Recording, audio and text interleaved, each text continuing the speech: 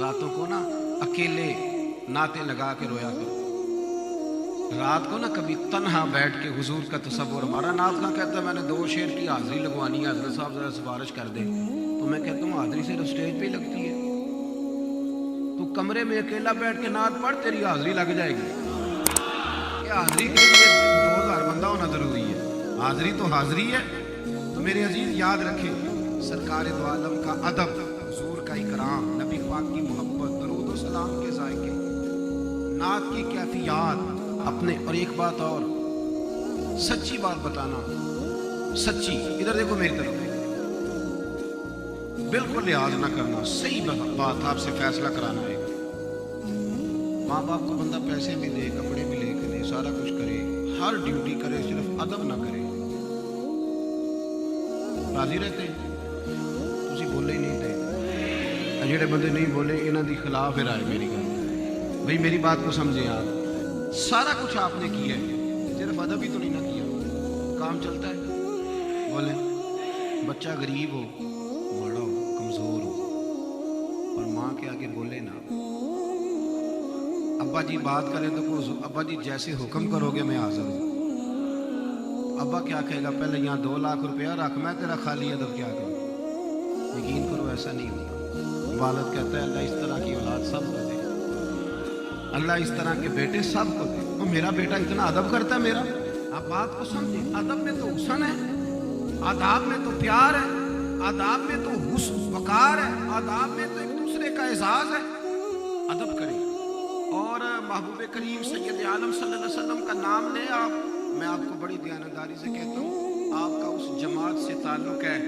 تیرے میرے علماء نے, مشائخ نے ہمارے اوپر وہ احسان کیا ہے کہ ہمارے چھوٹے چھوٹے بچے بھی جب مدینے والے کا نام لیتے ہیں تو ذرا ادب کے ساتھ لیتے ہیں. یہ ہمیں سکھایا گیا ہے, یہ ہماری گٹی میں پلایا گیا ہے, یہ ہماری روحوں میں شامل ہے.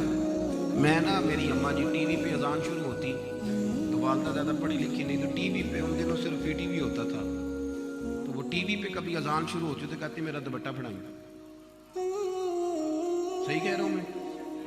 ہاں نہ تو کرے نا. تو میں کہتا اماں جی میں نے تو کسی استاد سے نہیں سنا کہ اذان ہو تو دوپٹہ لینا چاہیے. کسی کتاب میں پڑھا آپ نے, کبھی کسی عالم نے بیان کیا ہو کہ اذان ہو جائے تو دوپٹہ لینا چاہیے؟ بیویاں لیتی ہیں کہ نہیں؟ میرا دوپٹہ پکڑانا. سچی بات بتاؤ, کہاں لکھا ہے, کہاں لکھا ہے دوپٹہ کا؟ کس مفتی نے بیان کیا ہے, کہاں آیا ہے؟ پھر مان لو کہ یہ سادی تھی, یہ ان پڑھ تھی, یہ دیہاتی تھی, اور جب مصطفیٰ کے نام کی اذان پڑھی جاتی تھی تو انہیں بھی ادب کا خیال رہتا. ہم نے ان ماؤں کا دودھ پیا ہے جو ٹی وی پہ بھی اذان سن کے دوپٹہ لے لیتی تھی.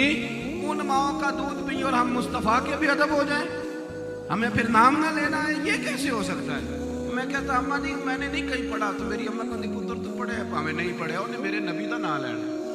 ادھر لانا سر پہ دوپٹہ رکھے. یہ ہمارے بزرگوں نے گھٹی میں. مہربانی کرو, تھوڑا سوچ کے نام لو, تھوڑا سوچ کے ذکر کرو. کیا آپ کس کی بات کر رہے ہیں؟ حضور کے صحابی کی؟ اور آپ کا لب و لہجہ اتنا میلا کچیلا ہے. آپ اہل بیت کی بات کر رہے ہیں اور آپ کا یہ انداز ہے. او بھائی پہلے سوچ تو لے, تیرا منہ بھی اس قابل ہے کہ نہیں تو حضور کا ذکر کرے اور محبوب کے اہل بیت کا اور سرکار کے صحابہ کا ادب. یہ آیت نازل کب ہوئی؟ حضرت ثابت بن قیس بن شماس انصاری, ان کو نہ سکل سماعت کا مسئلہ تھا. حضرت ثابت رضی اللہ تھوڑا اونچا سنتے تھے. جو بندہ اونچا سنتا ہے نا بولتا بھی اونچا ہی ہے, اس کا خیال ہوتا ہے سارے بہرے ہیں. بیچارے سیدھے تھے, سادے تھے, دیہاتی تھے, اونچا سنتے تھے. حضور کوئی بات کرتے تو کہتے جی کیا فرمایا, اونچا. اللہ کریم نے کہا لا ترفعوا اصواتکم فوق صوت النبی, اے ایمان والو میرے نبی کی آواز سے آواز اونچی نہ کرو. مسئلے کو سمجھیں. اللہ کو پتہ ہے کہ نہیں کہ وہ بہرے ہیں؟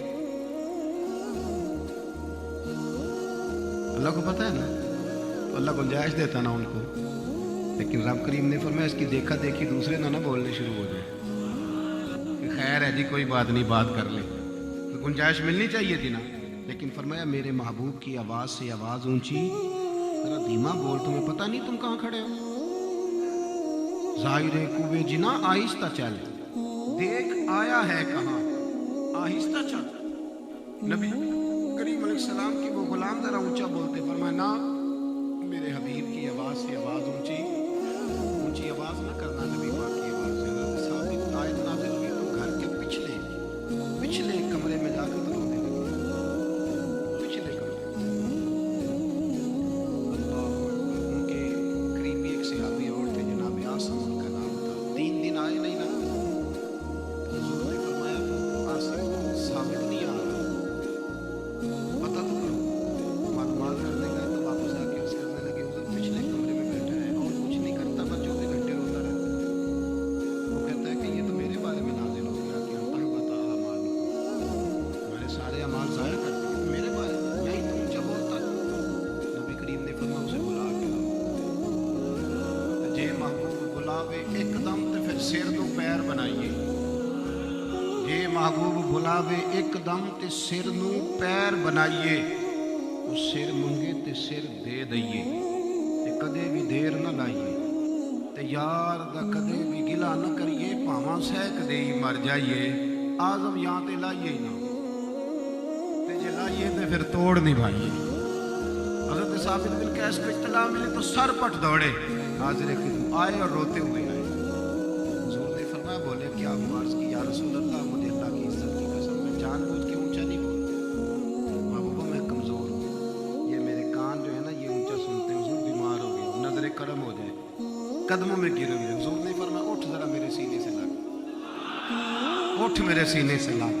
फरमाया तो मेरा इतना अदब करता है, सुनो सुनो। तमाम तफासीर में अल्लामा महमूद अलूसी से लेकर इमाम राजी तक तमाम कुतुब तफासीर में इस आयत की तफसीर देखो, तमाम ने ही लिखा है क्या कमाल किया था जी हज़रत साबित बिन कैस ने। जंग जीत के आए थे, उन्हें बिशारतें मिली और 3 मिली, क्या कमाल किया था उन्होंने, वो इलाका फतह करके आए। एक ही कमाल किया था कि महबूब का अदब किया और बेअदबी से डरे और रोए, उठ मेरे सीने से लग। जब सीने से लगे तो हुजूर ने फरमाया तू मेरा इतना अदब करता है, जा मैं तुझे 3 बिशारतें देता हूँ, अल्लाह तुझे इज्जत वाली जिंदगी देगा, रब तुझे शहादत की मौत देगा। तो मेरा इतना अदब करता है तो सुन, फिर अल्लाह तुझसे हिसाब नहीं लेगा, तुझे बगैर हिसाब किताब ही जन्नत अता फरमाएगा। 3 बिशारतें हुजूर ने अता किया। क्या है मुस्तफ़ा का अदब किया, नबी करीम का अदब किया, ताज़ीम की, बेअदबी से डरे।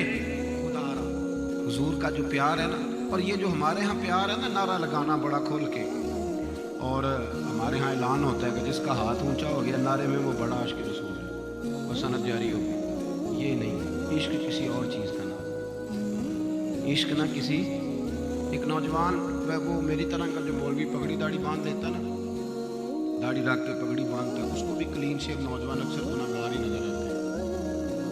हालांकि न किसी के हाल पे तंज कर, न किसी के गम का मजाक उड़ा, वो जिसे चाहे जैसा नवाज दे।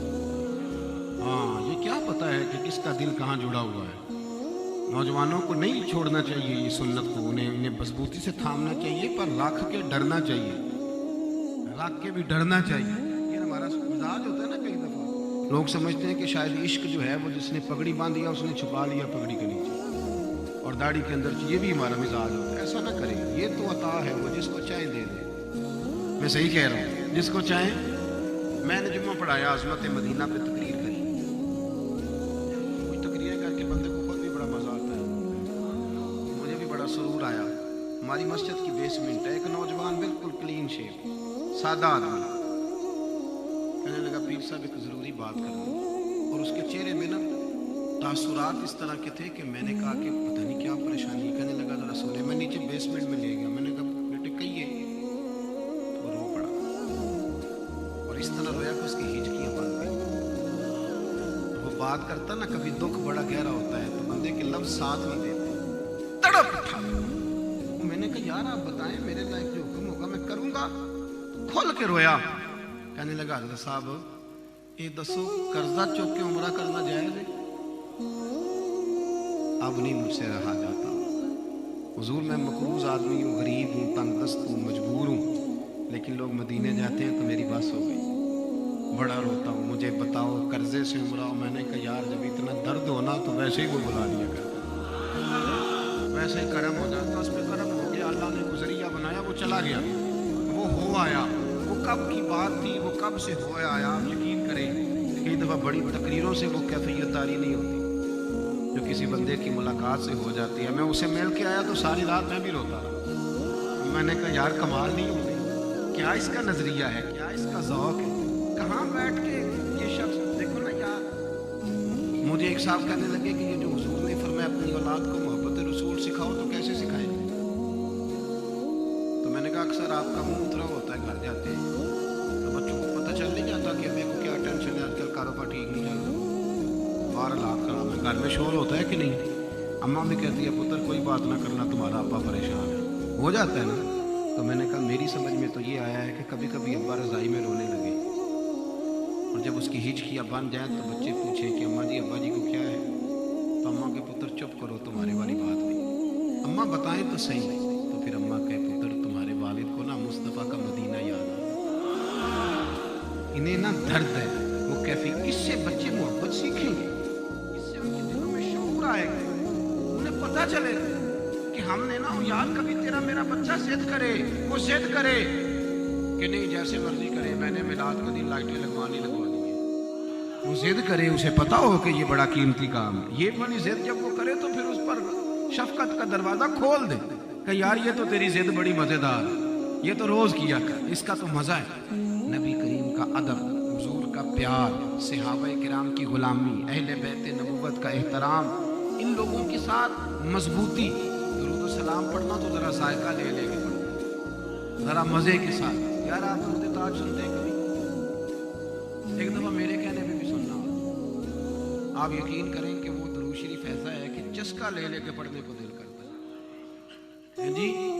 साहिब ताज वल मीराज वल बुराके वल अलम। और देखें जब हुजूर का नाम इस्मुहु मुक़द्दसुन मुअत्तरुन मुतहहरुन मुनव्वरुन फिल बैते, आप उसका मजा तो लेना कभी, हम ना खाली पढ़ के गुजर जाते हैं।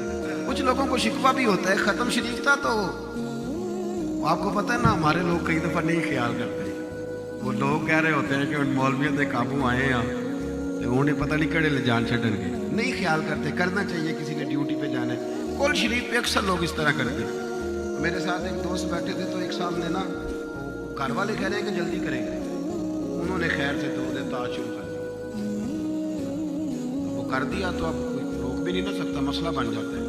तो साथ वाले मेरे साहब कहने लगे कि हज़रत साहब इसको समझाएं, चले कुछ छोटा पढ़ ले, तो दुरूद ताज शुरू कर लिया।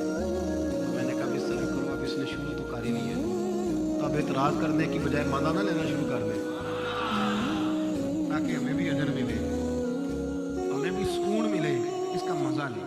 सरकार की जो शाने हैं, हुजूर की जो सिफतें हैं, नबी पाक के जो कमालात हैं, देखो जब एमरजेंसी होती है ना तो उसमें आदाब नहीं याद रहते। हमारा भी कोई ना कोई तकिया कलाम होता है, अल्लाह करे माशाल्लाह अल्हम्दुलिल्लाह हमारा तकिया कलाम हो, लेकिन कोई ना कोई तकिया कलाम हमें नहीं पता होता, लेकिन हमारा कोई ना कोई होता है कि नहीं होता, कोई ना कोई तकिया कलाम हमारा। सहाबा का एक मुश्तरका तकिया कलाम क्या था भला? फिदा का अबी व उम्मी या रसूलल्लाह, मेरी माँ भी कुर्बान हो, मेरा बाप भी कुर्बान, ये तकिया कलाम था। फिदा का रूही व कल्बी या रसूलल्लाह, हुजूर मेरा दिल भी कुर्बान, मेरी रूह भी कुर्बान। ये जब एमरजेंसी होती है तो उसमें अलकाब याद नहीं रहते। मेरे जो कपड़े को पीछे आग लग गई, कुर्ते को, तो मेरे एक मुरीद है, उन्होंने कहा जनाब मुफक्कर मिल्लत शेख तरीका ताफ्ताब मुफद्दल फलां फलां, उतनी देर में आग यहाँ तक पहुँच गई। अब उसको कहा जाएगा पागल, सीधा कहे कि मौलाना आग लग गई, और फिर सब आग लगी आपके कपड़ों पर। मेरी बात की समझ आ रही है? एमरजेंसी में हल्का बात नहीं लेनी चाहिए, सीधी सीधी बात करें कि सब आग आग आग, कपड़े बचाइए, यही कहना चाहिए ना।